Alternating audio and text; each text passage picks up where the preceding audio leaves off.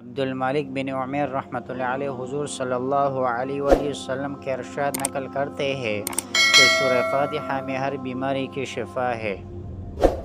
ایک دوسری روایت میں حضور صلی اللہ علیہ وآلہ وسلم کا ارشاد وارد ہوا ہے کہ اس ذات کی قسم جس کے قبضے میں میری جان ہے کہ اس جیسی صورت نازل نہیں ہوئے، نہ تورات میں، نہ انجیل میں، نہ زبور میں، نہ باقی قرآن پاک میں۔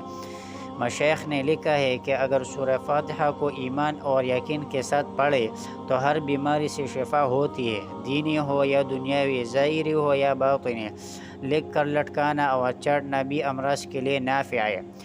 صباح کی کتابوں میں وارد ہے کہ صحابہ رضی اللہ عنہ نے سام، بچھو کے کاٹے ہو یا مرگی والے ہو اور یا دیوانوں پھر سورہ فاتحہ پڑھ کر دم کیا اور حضور صلی اللہ علیہ وسلم نے اس کو جائز بھی رکھا۔